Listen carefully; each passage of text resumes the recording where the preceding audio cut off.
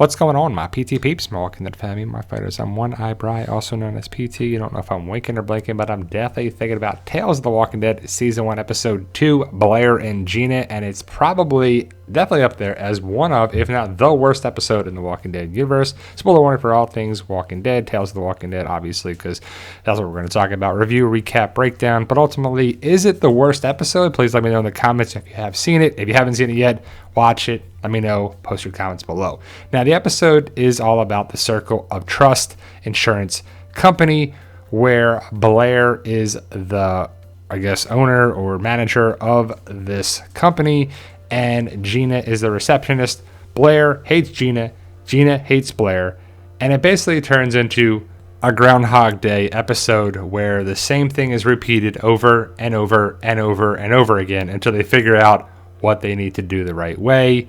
Gina, the receptionist, is typing up Blair's personality disorders and also some other type of disorder that the coworkers pass their disorders around to each other or something. So it's basically what they say happens at the end of the episode, and we see that the guy in the blue suit there, blue jacket, is the top salesman. Gina is the boss person that nobody likes in the office, but they play the game.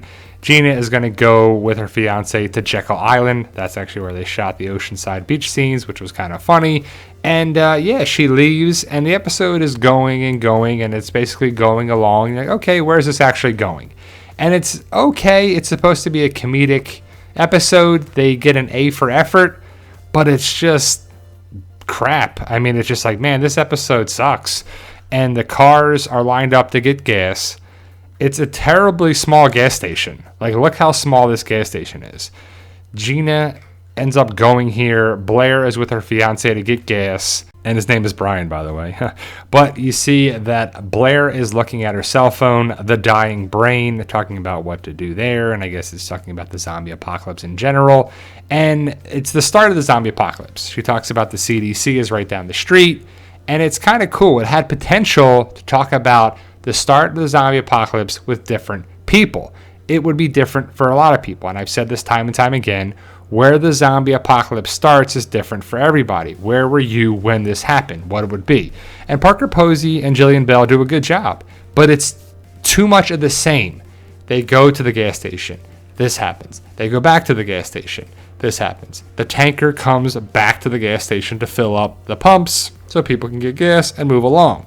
So as Blair and Brian are in the car, Gina comes in her Prius or electric car, I'm guessing, right? Or somewhat or hybrid. She goes into the mini mart to get food, to get a snack, because the snack machine in the office is always broken.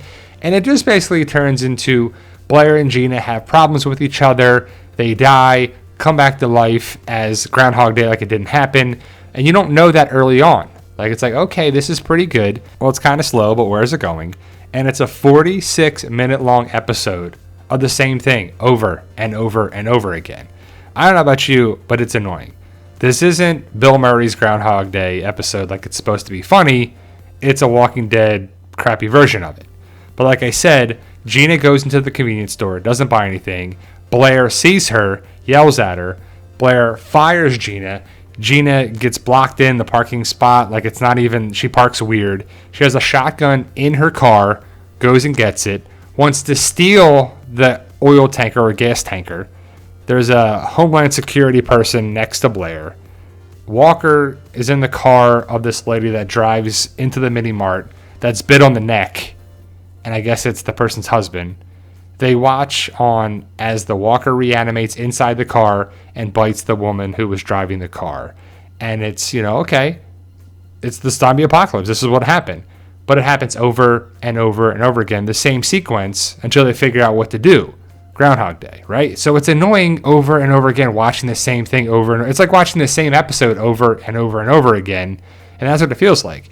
So the Homeland Security guy takes Gina's gun, and I guess he's commandeering the gas tanker. And he's got a bite on his arm, on his wrist, that you see. So they're expanding the story with this didn't work out, the tanker blows up. This didn't work out, the tanker blows up. but you see a little bit more of the story over and over and over and over again as the story unfolds. So you get to learn about the characters because they're going about their storytelling in the same sequence, just minor tweaks or pretty big changes that result in things. Well, they figure out the sequence that works, the secret sauce. They're going to tell the Homeland Security guy about the walker in the car and not take out the shotgun right away until the Homeland Security guy checks out the walker and the lady there. Blair talks about, give me the keys from the truck driver. They get the keys. They're about to get in the truck and drive away. But instead, the Homeland Security guy doesn't kill the walker right away. I think Wendell is the son's name. He gets attacked by the walker or something. But ultimately, it doesn't make sense because it's just an annoying episode over and over again. Why is Wendell walking towards the walker? I mean, what are you doing here? But either way, Blair and Gina get the gas tanker and they drive away. And they're driving down the highway and they're thinking about what to do and how's it going to work. And Gina brings up the point, like, this is going to be more valuable than anything. Gas is going to be pretty important. And no one's going to blow this up or shoot at them because it would blow them up. Right? So it's a good idea as they go down the highway, which I believe is the same highway that was used several times in the Walking Dead universe in season 2 and season 8 or whatever, a couple times. But they come across this highway that we've seen before, and they have to come up with an idea of how to save the people down below. As they run to the side, they see a bunch of walkers coming towards the people stuck in traffic.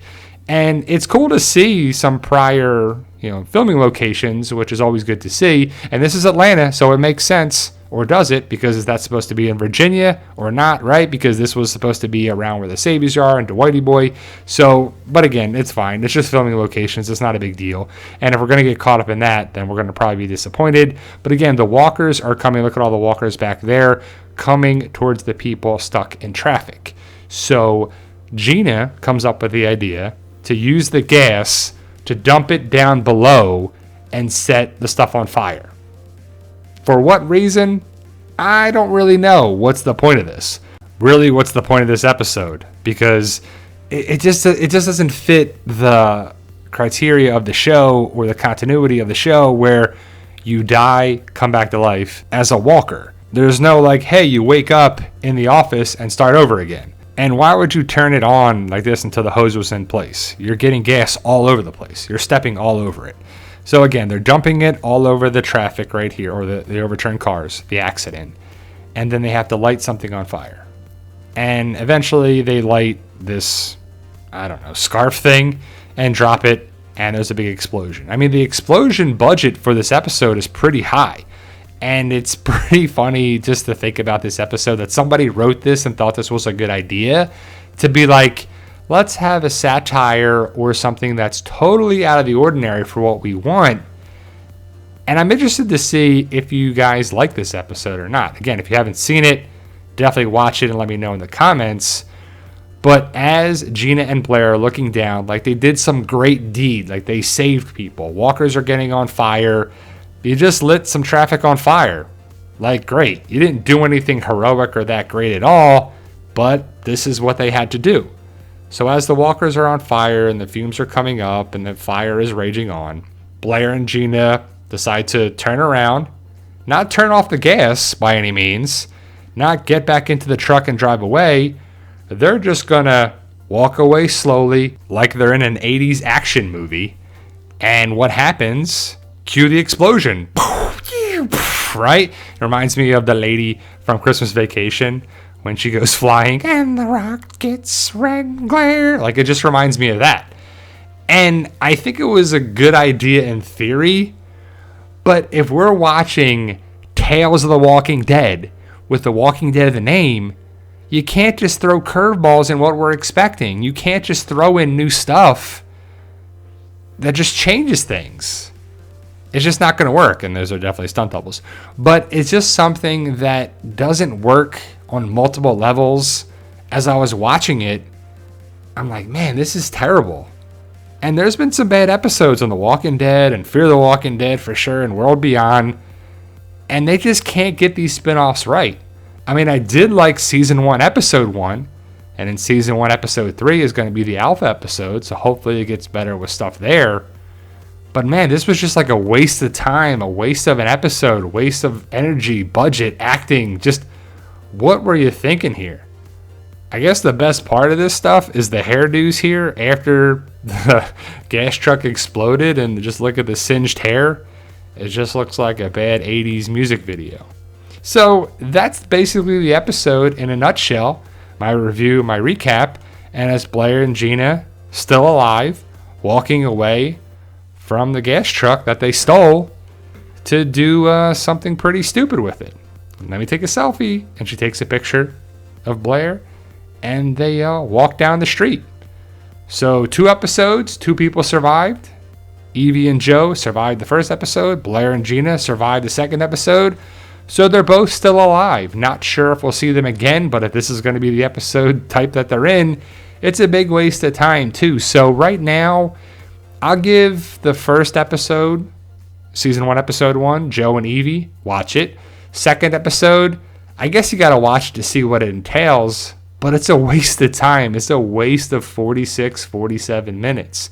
Is it the worst episode in the Walking Dead universe? I don't know, but it's definitely up there. Let me know your thoughts. Post your comments below, and I really hope the other spinoffs, Rashon's show, Daryl's show, Maggie and Negan, Isle of the Dead, are much better than this stuff. But thank you guys for watching. We truly appreciate it. Stay safe, and as always, tell them Daryl.